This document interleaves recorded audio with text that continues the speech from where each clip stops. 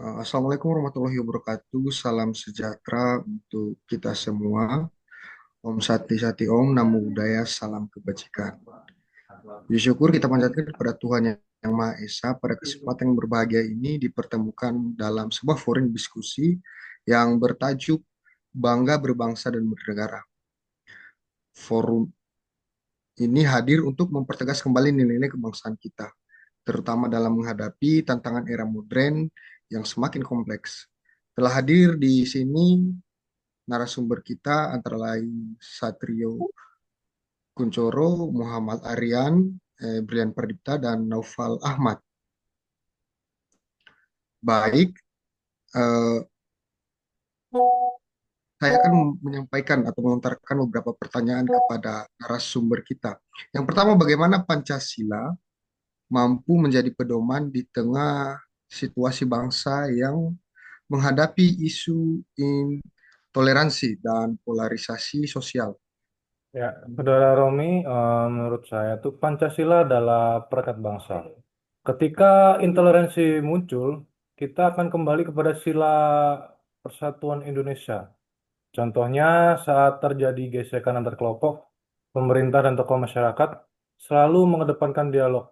Itulah bukti Pancasila menjadi solusi, bukan sekedar menjadi simbol.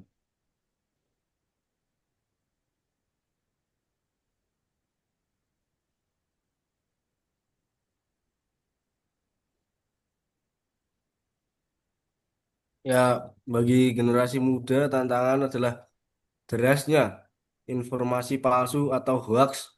Contohnya berita provokatif yang bisa memecah belah bangsa kalau menurut saya. Baik, mungkin pendapat narasumber lain. Kalau menurut saya, Romi, di masyarakat itu gotong royong menjadi contoh konkret penerapan dari Pancasila. Saat ada bencana, semua pihak saling membantu tanpa memandang backgroundnya masing-masing. Mungkin itu merupakan salah satu wujud asli dari Pancasila. Baik.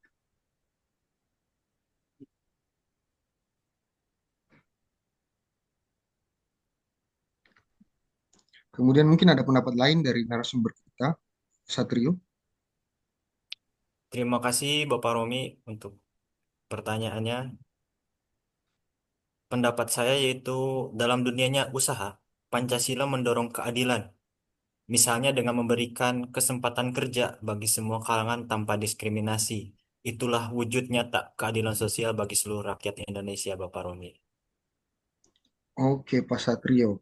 Berarti dapat kita simpulkan nih, berarti Pancasila ini sangat penting untuk menghadapi tantangan era globalisasi saat ini. Kemudian, bagaimana menurut para narasumber, apa yang membuat kita tetap bangga sebagai bangsa Indonesia di tengah globalisasi dan persaingan antar negara? Bagaimana menurut pendapat Pak Alrian? Oke, Bapak Romi, kalau menurut saya itu eh, bangga Indonesia di tengah globalisasi dalam persaingan antar negara. Ya, kita tuh memiliki identitas yang unik, keberagaman budaya, bahasa, dan agama yang tidak dimiliki bangsa lain. Nah, inilah modal besar yang patut kita banggakan. Gitu, Pak Romi. Baik, mungkin pendapat dari Pak Novel. Ya, kalau menurut saya pribadi ya, sebenarnya saya bangga karena anak muda Indonesia mampu bersaing di kancah internasional. Misalnya prestasi olahraga dan karya kreatif yang mendapat pengakuan dunia. Baik, pendapat lain mungkin dari Pak Brilian ataupun Pak Satrio Kuncoro. Kalau menurut saya, kan dengan adanya globalisasi ini, sebenarnya saya juga masih sangat bangga dengan adanya Pancasila, karena kebanggaan saya muncul ketika melihat masyarakat itu tetap menjaga kearifan lokal. Contohnya kayak gotong royong, itu kan tradisi di Indonesia yang tidak akan pernah pudar. Makanya saya sangat bangga apa yang ada di Indonesia ini.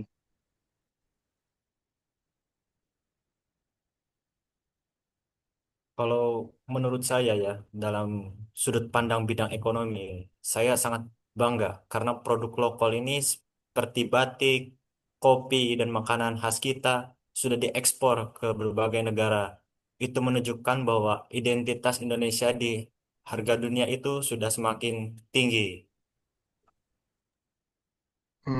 Berarti dapat dari pendapat narasumber ini bahwa kita harus tetap bangga terhadap bangsa negara Indonesia ini di tengah gempuran globalisasi, tentunya keberagaman yang menjadi pemersatu kita.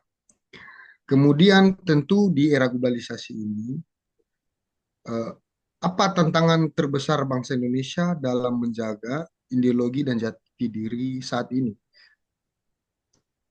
Untuk pendapat saya Pak Romi ya, tantangan untuk menjaga ideologi dan jati diri saat ini tuh eh, menurut saya tantangan terbesar adalah arus ideologi transnasional yang tidak sesuai dengan Pancasila. Kita harus memperkuat pendidikan ideologi di pendidikan sekolah maupun pendidikan lanjut seperti kuliah, gitu Pak Romi. Ya, mungkin dari saya ya Pak Moderator.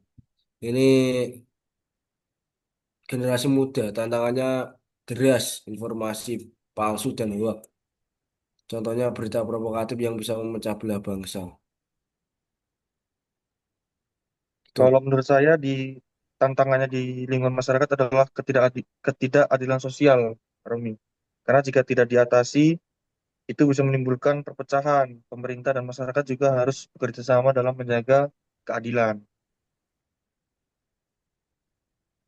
Kalau menurut saya ya, terkait menjaga ideologi dalam sudut pandang bidang ekonomi ya. Dominasi produk asing ini jika kita tidak mencintai produk lokal, kemandirian bangsa dan negara akan terganggu ya. Baik, sebagaimanapun bagusnya ideologi, tentu ada tantangannya masing-masing. Nah, saya lihat narasumber kita ini semua pada muda, masih muda umurnya. Bagaimana peran generasi muda dalam menjaga persatuan dan mengamalkan Pancasila? Bagaimana menurut para narasumber? Ya, menurut saya tuh kalau generasi muda itu adalah agent of change, agen perubahan. Jadi mereka harus menanamkan Pancasila dalam setiap aktivitas, mulai dari pendidikan hingga organisasi, itu Pak Romi. Ya, kalau kami anak muda ya, menurut saya bisa menjaga persatuan melalui karya. Misal nih, membuat konten yang kreatif di medsos dan disebarkan dengan pesan toleransi tentunya. Selain itu juga, Pak Romi, generasi muda itu juga harus jadi contoh sih di lingkungannya masing-masing. Kayak harus aktif dalam kegiatan sosial. Itu mungkin salah satu bentuk nyata dari peran tersebut, Pak Romi. Kalau menurut saya, bahkan anak muda juga bisa mendukung perekonomian bangsa menjadi wadah wirausaha, menciptakan lapangan kerja, dan mengurangi pengangguran. Oke, berarti saat ini peran anak muda atau pemuda dituntut sangat besar dalam menjaga dan mengamalkan Pancasila. Kemudian, saya tanya kembali nih, bagaimana cara kita menjaga persatuan di tengah keberagaman bangsa Indonesia saat ini yang berpotensi eh, menimbulkan celah perpecahan? Ya, menurut saya Pak Romi ya, dengan menanamkan kembali nilai Bhinneka Tunggal Ika. eh, Menanamkan nilai itu dimulai dari kehidupan sehari-hari sampai kita pendidikan dan maupun untuk di nantinya untuk kerja, gitu Pak Romi. Ya kalau menurut saya kan kita Gen Z ya, melalui medsos ya kita nggak usah yang memecah belah lah. Kita saling menghargai. Kalau misalkan memang nggak tahu ya kita diam aja daripada nanti tabrak-tabrakan di medsos malah memecah belah ya. Terus